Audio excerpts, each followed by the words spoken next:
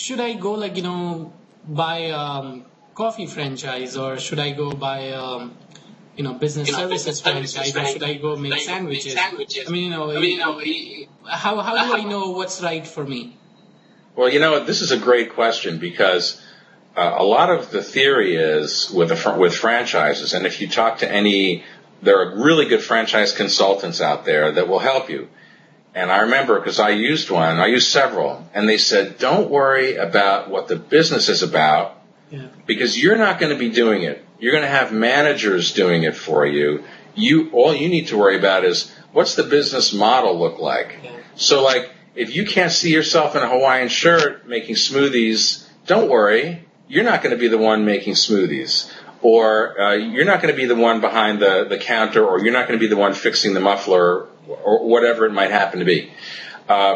My feeling, having lived in franchise business for close to 8 years, is you should really feel a passion for whatever it is that you're going to do. I cannot see someone who hates to be around hair gel opening hair salons. Yeah. Or the people who go into hair. You may not like the sort of people that go to hair salons. Well, if you don't like that, stay away from great clips. It's not just a business model. It's going to be your life. You're going to eat, breathe, and sleep it. So I think that you really need there has to be a synergy between, yes, you have to look at a business model, but you also have to say, what can I be passionate about? Yeah. Can I be passionate about this? And I found, once I thought it through, that I could actually be passionate about the coffee business and the smoothie business. I had to change it for me to do that. I couldn't be passionate about it the way it came out of the box, so I had to make some significant changes to the model. Okay. But then I was able to do that. That's cool. But how much freedom do you get, from your creativity side, from your entrepreneurial side, when we are talking about changing the model? I mean, we all know that franchisees come with pretty standard, out of the box kind of solution, or at least that's what it looks like to a layman. But what's your experience? How much leverage is there to flex your creativity muscle? Well, again, it depends on how well established they are. If your shirt collar is wrong in a McDonald's, you're going to get written up, and by the people who come around to check that everything is the way it's supposed to be. In a newer franchise, they are looking to the franchise base for ideas on how to develop the business. So I'll give you an example with me and my franchise. We were an event-oriented franchise. We had mobile carts where we did events, fairs, festivals, stadiums, arenas. My first location was Yankee Stadium in New York, the old stadium, and I was there for several seasons. And then I did lots of events, and I had these 900-pound smoothie carts that I trailered around from one place to another. I was in Bridgeport, Connecticut, and the Bronx, and New Jersey, and driving around in this big rig, and it was exciting. I'd never done that before, so it was kind of exciting.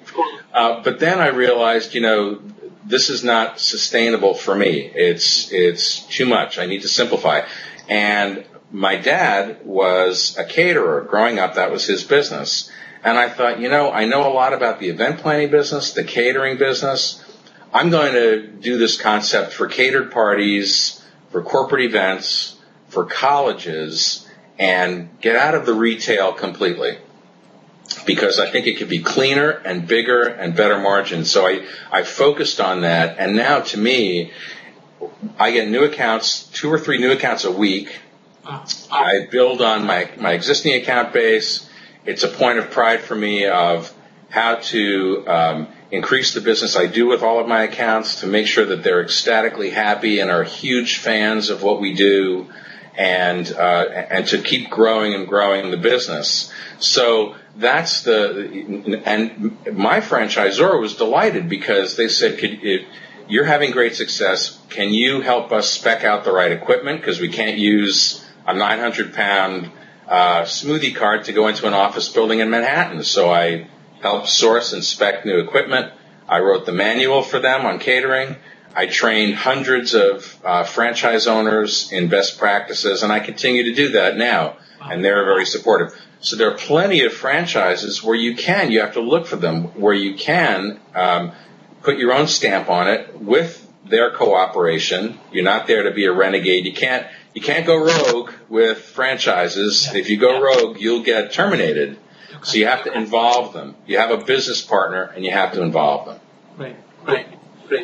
Now, I know you mentioned all the tests, and I know you mentioned the franchise consultants, but just on a daily basis, if I'm considering franchising, what should be the best approach to even approach this whole concept? What would be the ideal approach? Well, the ideal approach to evaluating any business, and not just a franchise, but to evaluating any business you might go into, is to be very clear and to write down. I've been a big believer in writing things down. To write down your objectives for your future and your vision for your future in 5-year increments. So, for example, what does my life look like today? What do I do? What kind of people am I around? What's my environment like? What are my daily activities?